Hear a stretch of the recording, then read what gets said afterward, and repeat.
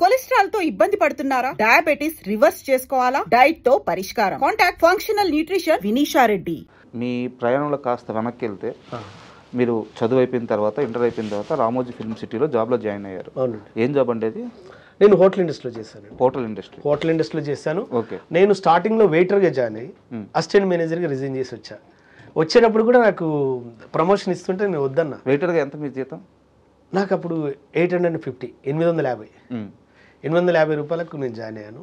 ఆ తర్వాత బయటకు వచ్చేటప్పటికి నాకు ప్రమోషన్ ఇస్తారు.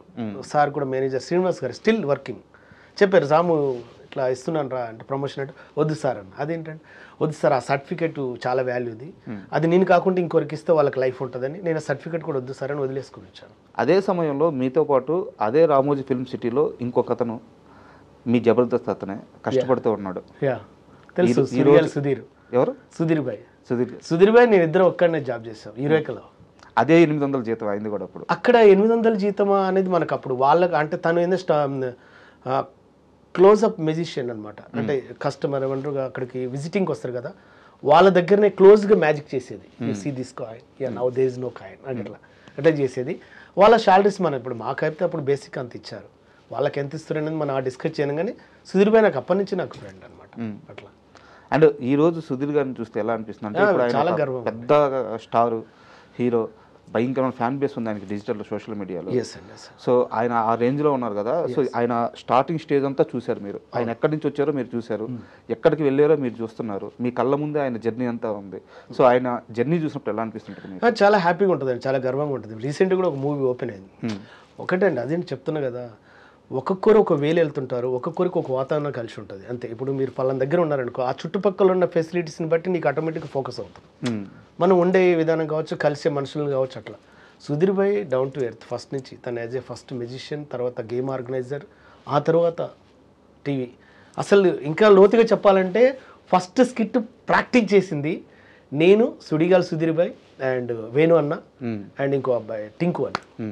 ఫస్ట్ స్కిట్ అది ప్రాక్టీస్ చేస్తున్నప్పుడు తను టింకు అనే అబ్బాయి నన్ను పిలిచినప్పుడు అన్న అదంటే అరే నువ్వు చేయరా రామ్మ నేను వద్దన్న, నన్ను పిలిచిన వాళ్ళని పక్కన పెట్టి నేను చేయనన్నా, అది అయిన తర్వాత చేస్తాను వెయిట్ చేస్తున్నాను అన్నమాట. వెయిట్ చేస్తున్నప్పుడు చంద్రన్ నన్ను పిలిచాడు. అట్లా. సో చాలా గర్వంగా ఉంటుందండి, ఎందుకంటే సుధీర్ భాయ్ ఈరోజు ఎదుగుతూ 10 మందికి ఆదర్శంగా అవుతున్నప్పుడు మాకు కూడా హ్యాపీగా ఉంటుందండి అంతే. అండ్ ఇక్కడ ఒక చిన్న విషయం ఏంటంటే చాలామంది చెప్పే కంప్లైంట్, సుధీర్ మా ఫోన్లు ఎవరి ఫోన్లు లిఫ్ట్ చేయడు, మాకు టచ్లోకి రాడు, తనకి అత్యంత సన్నిహితమైన 2-3 ఆర్టిస్టులు ఉన్నారు, వాళ్ళ ఫోన్లు మాత్రమే లిఫ్ట్ చేస్తారు, మేము జబర్దస్త్ ఫ్యామిలీయే, మాతో పాటు కలిసి స్కిట్లు చేశాడు, మాతో పాటు జర్నీ ఉంది, మాతో పాటు తిన్నాడు, ఒకవేళ వస్తే మళ్ళీ ఈరోజు కూడా తింటాడు, కానీ ఫోన్ మాత్రం లిఫ్ట్ చేయడు అని చాలామంది చెప్తున్న కంప్లైంట్. నిజమా అబద్ధమా? ఓకే, అంటే నేను కంప్లైంట్ నిజమా అబద్ధం అన్న దానికన్నా ఒక విషయం చెప్తానండి. ఎందుకంటే ఇప్పుడు మన పనిలో మనం బిజీగా ఉన్నాం, నా ఫోన్ ఎత్తలేదు అనే కంప్లైంట్ చేయడం కన్నా నిన్నుగా గుర్తించే వ్యక్తులతో మీరు జర్నీ చేయండి ప్లీజ్. అంటే నువ్వు ఎదుటి వాళ్ళ మీద మనం కంప్లైంట్ చేయడం కన్నా మనల్ని రిసీవ్ చేసుకునే వ్యక్తులతో మనం జర్నీ చేయడం మిన్నమాట. ఇప్పుడు నేను ఒక టైంలో సుధీర్ భాయ్ కూడా ఒక టైంలో ఏదో వచ్చింది, ఒకటి పెద్ద నాకు తెలిసిన బెస్ట్ రైటర్ రామునికి తెలుసు అన్నావు కదా అంటే అవును అన్న, ఒకసారి మాట్లాడవు అంటే నేను అడుగుతానన్నా, మాట్లాడి చెప్తానన్నా. నేను మెసేజ్ పెట్టా, నాకు రిప్లై ఇచ్చాడు, at a time Ram Bhai go ఇతను చూస్తుండని చెప్పాడు, రైట్ అన్న థ్యాంక్ యూ అన్న అంతే. తర్వాత తను కొన్ని చెప్పాడు, అన్న ఇట్లా సింక్ అయ్యేటట్టుందన్న అంటే ఓకే రైట్ అన్న. నేను ఆ ఆలోచనని వారి దగ్గర తీసుకెళ్ళగలిగానా లేదా అది వారికి ప్లస్ అవతల అడిగిన అతని ఫ్రెండ్ కూడా నా ఫ్రెండ్ అన్న విషయంలోనే ఆలోచించాను తప్పితే నా ఫోన్ ఎత్తాడా ఎత్తలేదా, రిప్లై ఇచ్చాడా ఇచ్చలేదా అనే పాయింట్లో నేను లేను. అలానే మనం ఎదుటి వాళ్ళని కంప్లైంట్ చేయడం కన్నా మన వేలో మనం వెళ్ళటం బెస్ట్ అనుకుంటాడు, ఎందుకంటే కంప్లైంట్ అనేది పెరిగిపోతుంటుంటాయి. అలా పెంచుకోవడం కన్నా ఇప్పుడు నేను ఫర్ ఎగ్జాంపుల్ మిమ్మల్ని ఎంకరేజ్ చేయాలనుకున్నాను, సార్ నాకు రిప్లై ఇట్లేదండి నువ్వు ఒక్కనే చూస్తున్నా అవసరం ఏముంది అంటున్నా. నేను సుధీర్ భాయ్ అనట్లే, ఎవరితోనైనా సరే నిన్నుగా గుర్తించే వ్యక్తులతో నువ్వు జర్నీ చేయి, నీ ప్రపంచం నీకుంటుంది, నీ అచీవ్మెంట్ నీకుంటుంది, నీ సక్సెస్ నీకుంటుంది అనేది నా ఉద్దేశం. ఏంటి నువ్వు వెళ్ళేటప్పుడు మనసు కానీ మైండ్ కానీ బరువుగా ఉండొద్దు, ఆనందంగా ఉండాలంటే ఫస్ట్ నువ్వు స్ట్రెస్కి గురి కాకు. నీ ఆలోచన గొప్పదైనప్పుడు తప్పకుండా నీకు చేతినిచ్చే వాళ్ళు వస్తారు. నీకు చేతినివ్వకున్నా, నీకు ఫోన్ లిఫ్ట్ చేయకున్నా, నీకు ఇంకోరు ఏది చేయకపోయినా దయచేసి నాట్ ఓన్లీ సుధీర్ భాయ్ అని కాదు, నేను సుధీర్ భాయ్ని స్పెషల్గా అంటే నాకు సుధీర్ భాయ్ మంచి లిఫ్ట్ చేశాడు, బాగున్నాడు, చాలా మంచి వ్యక్తి కూడా నా పాయింట్ ఆఫ్ వ్యూలో. నాకు నేను మీద ఎత్తలేదంటే నాకు తెలియదు, కానీ వీళ్ళని కాదు ఎవరైనా సరే అలా ఎత్తనప్పుడు మీ వేళ మీరు వెళ్ళే ప్రయత్నం చేయండి తప్పితే మీరు దాంట్లోకి వెళ్ళి మీరు డిప్రెషన్లోకి వెళ్ళకండి ప్లీజ్. నా దగ్గర సుధీర్ గారి విషయం పక్కన పెడితే మీరు జబర్దస్త్ నుంచి బయటకు వచ్చేటప్పుడు ఒక టీం లీడర్ కూర్చోబెట్టి వద్దురా రాము నా మాటిను ఎల్లమాకు అని చెప్పి ఒక టీం లీడర్ చాలా బాగా బతికినాడి నచ్చ చెప్పడానికి ట్రై చేశారంట. ఓకే, ఎవరా టీం లీడర్? అంటే నేను అప్పుడు ఎగ్జిట్ అయ్యేటప్పుడు నాకున్నది మాత్రం రాకెట్ రాఘు గారి టీం. ఆయనే రాఘు గారికి నేను చెప్పాను ఆల్రెడీ, సార్ నేను నెక్స్ట్ పోసాని సార్ రాబోతున్నారు మన నెక్స్ట్ ఎపిసోడ్కి, కాబట్టి నేను తప్పకుండా ఆ ఎపిసోడ్తో వెళ్ళిపోతున్నాను సార్ అని చెప్పాను.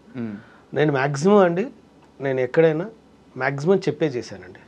మీరు చెప్పారు రాఘవ గారు చాలా చాలా అంటే ఒక సొంత తమ్ముడికి చెప్పినట్టు చెప్పి నా మాట విను ఉండు కొన్ని రోజులు ట్రై చేయి ఇక్కడ ఉండే సినిమాలు ట్రై చేసుకో అని చెప్పి చాలా నచ్చ చెప్పడానికి ప్రయత్నించారంట. అది ఒకటండి సార్ చెప్పటం అంటే సారు ఆ రోజు చెప్పినా ఆ రోజు ఈ రోజు ఎప్పుడు మీ ఇద్దరం ఒకేలా ఉంటాం. ఎందుకంటే సార్కు తెలిసిన మెంటాలిటీ ఫుల్ ఫ్లెజ్డ్గా రాము వెళ్ళే విధానం ఇది, రాముకి ఇలా ఇష్టం ఉండదు అనేది.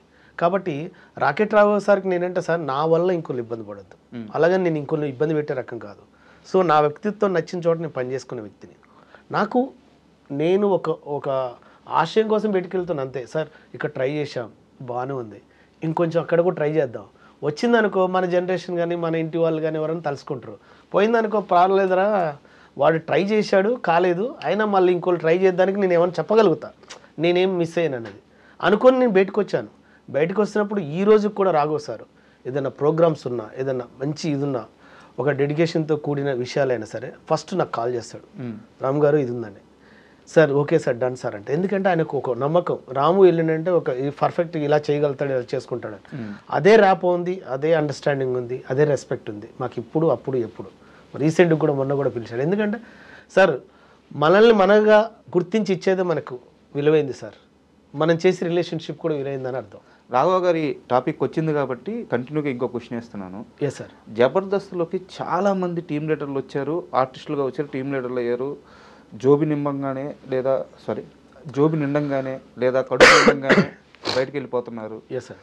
వాళ్ళ కెరీర్లు వాళ్ళు చూసుకుంటున్నారు. Yes sir. జబర్దస్త్లోకి ఎంటర్ అయినప్పటి నుంచి ఇప్పటి వరకు బయటికి పోకుండా స్టిల్ కంటిన్యూ అవుతుంది రాఘవ గారు ఒక్కరే. అవును సార్, 750 ఎపిసోడ్ దాకా చేశారు. ఆయన ఎందుకు జబర్దస్త్ వదలరు సార్? ఆయన ఎందుకు వదలరు అంటే సార్, ఫర్ ఎగ్జాంపుల్ వదలరు అనే పదం అన్నారు సార్, నేను వదిలిన మనకు అవకాశాలు వస్తున్నాయి ఫుల్ ఫెజ్లు మీరు ఎలా అనుకుంటారు? వదిలిన ప్రతి ఒక్కరికి అవకాశాలు లేవు సార్ అక్కడ.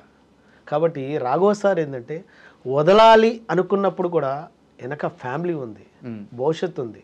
ఎటీ టైం ఆయన అంత ముందుకు కూడా టీవీ మీడియాలో చాలా ప్రోగ్రామ్ చేశాడు. అవును, జెమినీలో చేశాడు, చాలా ఈటీవీలో అయినా జెమినీలో అయినా ఇంకెన్నో ప్రోగ్రామ్ చేశాడు. వారికి తెలుసు అప్పటి నుంచి తను యుద్ధం చేస్తున్నానని తెలుసు. యుద్ధం చేస్తున్నప్పుడు కూడా ఏదైనా నామమాత్రంగా నిలిచింది తప్పితే అది లైఫ్ లాంగ్ సపోర్ట్ ఇవ్వలేకపోయింది. అటు బుల్లితెర కావచ్చు, ఇటు బిగ్ స్క్రీన్ కూడా కావచ్చు. కాబట్టి తనకు అర్థమైంది ఏంటంటే అతను వెరీ నాలెడ్జ్ఫుల్ పర్సన్ సార్. వాళ్ళ ఫ్యామిలీ వాళ్ళ నాన్నగారు కూడా టీచర్, మంచి ఎడ్యుకేషన్ ఉంది, ఏంటి చాలా చక్కగా మాట్లాడతారు. కాబట్టి ఆ సార్ ఆ సంస్కారాన్ని ఆలోచించి ఎస్ నేను వెళ్తే బయటికి అంత బలంగా మనం ముందుకు వెళ్ళగలుగుతాం వెళ్ళలేము అనేది ఒక క్వశ్చన్ అతను వెంటాడి ఉంటుంది. నెక్స్ట్ నాకు ఏది బలమైన సపోర్ట్ ప్రోగ్రామ్ దొరకలేదు, ఇప్పుడు ఈ గ్రిప్ దొరికింది కాబట్టి దీన్ని వదలొద్దు అన్న ఒక బలమైన కారణం ఉంటుంది. ఈ రెండు కారణాల చేత సారు దీన్ని పట్టుకుని వదలలేదు.